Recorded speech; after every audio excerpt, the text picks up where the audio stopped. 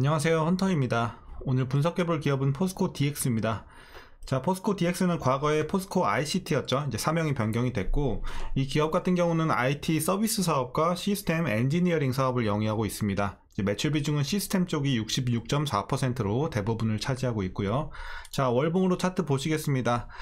자, 과거부터 꾸준하게 올라주는 기업은 아니에요. 그래서 어떻게 보면 약간 그 박스권의 흐름이랄까요? 이런 느낌이 좀 있죠. 그래서 박스권 안에서 좀 놀고 있는 이런 흐름. 그래서 여러분들이 뭐 단기적으로 봐도 괜찮지만 장기적으로 보시려면 한 1년에서 한 2년 안쪽으로, 웬만하면 1년 안쪽으로 보시는 게 좋아요. 보시면은 올라가는 구간이 대부분 1년 안쪽입니다. 길어야 2년 정도.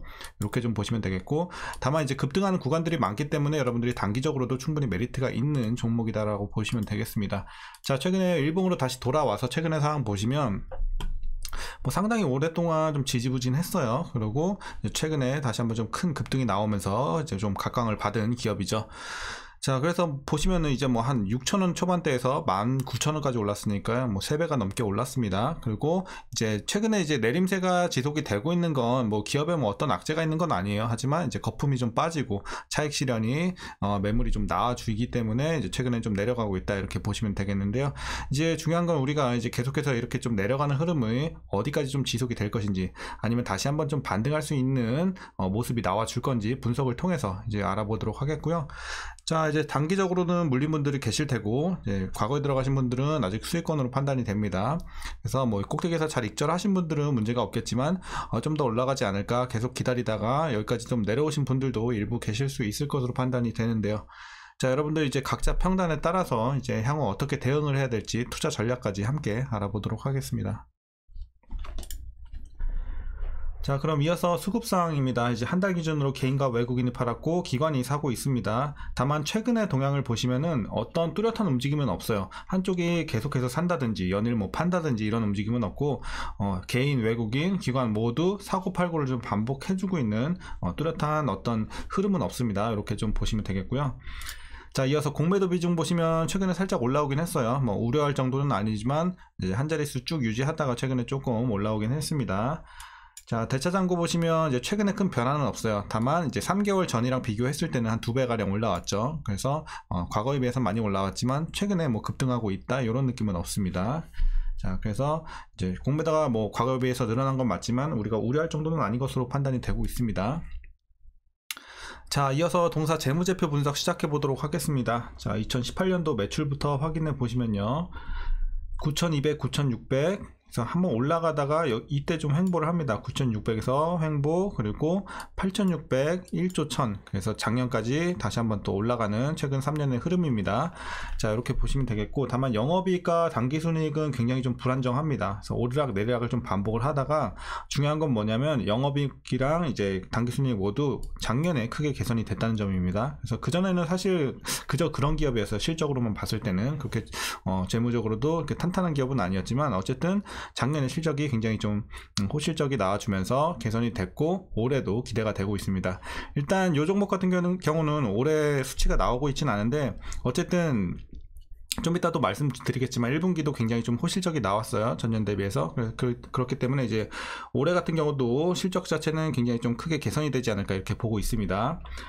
자, 이어서 이제 부채 비율 확인해 보시면요, 80, 84, 85, 80, 과거에는 이제 80대 계속 유지하다가 작년에 조금 올랐어요. 그래서 100 초반대까지 올라왔고, 어쨌든 뭐 그렇게 우려할 만한 수준은 아닙니다. 100 초반대라는 거는 뭐 좀 올라온 건 아쉽지만 그래도 부채 부담이 뭐 엄청 있다, 이런 느낌은 아니기 때문에 이렇게 좀 보시면 되겠고, 자, ROE 같은 경우는 이제 순이익 적자를 기록했을 땐 당연히 마이너스를 기록을 했고, 이제 좋았을 때는 한 11 정도, 그리고 작년에도 굉장히 개선이 크게 되면서 12 가까이 좀 올라오고 있습니다. 그래서 올해도 뭐 비슷하거나 조금 더 올라오지 않을까, 이렇게 좀 짐작을 하고 있고요.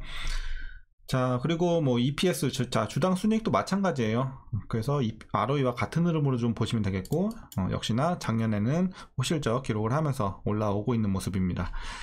자, 이제 중요한 거 배당인데, 배당은 얼마 주지 않아요. 그러니까 과거에도 50원 정도 줬고 작년에 실적이 개선되다 보니까 75원 줬는데, 뭐 올해도 한 75원에서 조금 더 주지 않을까 생각을 합니다. 그래서 우리가 조금 더 보수적으로 잡자고요. 그래서 보수적으로 잡아서 75원 그대로 배당을 했다고 쳤을 때 현재 종가 기준으로 자 우리가 배당 수익률은 약 0.66% 기대할 수 있을 것 같습니다. 그래서 배당 보는 기업은 아니다. 그냥 소소하게 챙겨갈 수는 있겠지만 크지 않다 보시면 되겠고, 자 이제 올해 추정 PER과 PBR은 나오고 있지 않아요. 그래서 이제 제가 분석을 했을 때 지금 현재 주가 밸류 상황은요, 일단은 그래도 꽤 저평가되어 있습니다.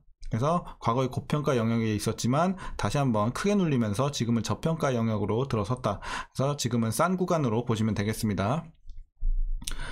자 그럼 이어서 포스코 DX 관련 이슈 한번 살펴보도록 하겠습니다. 먼저 이제 지난해 매출 1조원 클럽에 좀 진입을 하고 흑자 전환을 이뤄냈죠.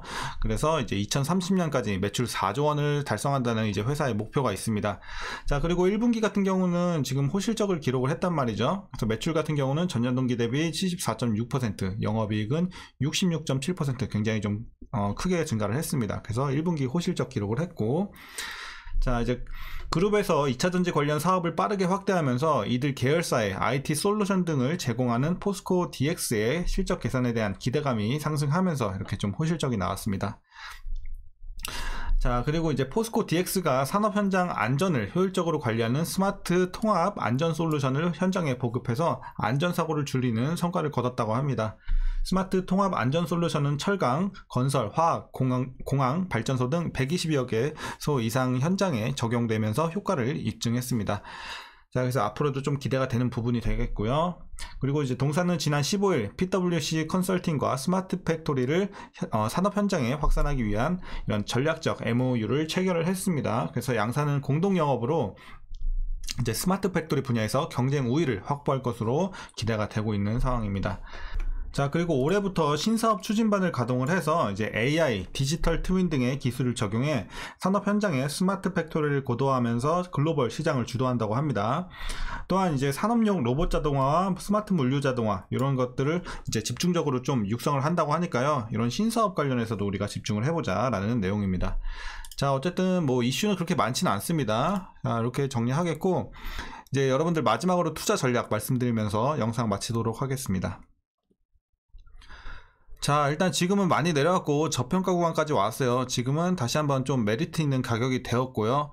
일단 뭐 기업에 악재가 있는 게 아니기 때문에 충분히 들어갈 수 있는 구간으로 판단이 됩니다. 그래서 신규 진입 저는 찬성 의견 드리고, 자 이제 다만 문제는 뭐냐면 지금 들어가긴 괜찮은 구간인 건 맞는데, 괜찮은 가격대인 건 맞는데, 일단은 지금은 다시 한번 과거처럼 올라간다 이런 모멘텀이 좀 부재해요. 그래서 이런 흐름까지는 좀 우리가 기대하기 힘들고, 어쨌든 서서히 좀 올라갈 수 있는 그림을 그려가지 않을까. 다만 모멘텀이 좀 들어온다면 조금 더 가팔라질 수는 있을 것으로 판단이 됩니다.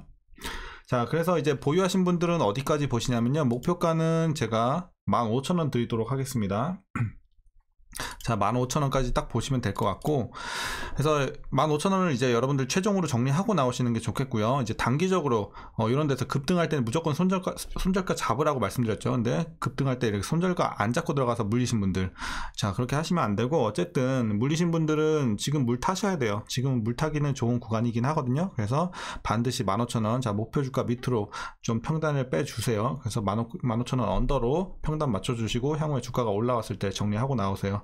네, 그렇게 하시면 될 것 같고, 다만 시간은 조금 걸릴 수 있습니다. 이제 단기적으로는 조금 지지부진할 수는 있어요. 뭐 그렇다고 여기서 뭐 크게 내려가는 흐름까지는 우리가 저는 그렇게까지는 보고 있지 않습니다. 그래서 당분간은 조금 여기서 이제 횡보를 한다든가 아니면 서서히 올라가는 흐름, 이렇게 좀 저는 기대를 하고 있습니다. 그렇기 때문에 이제 다만 이제 과거 같은 흐름은 좀 힘들다 이렇게 말씀드리겠습니다.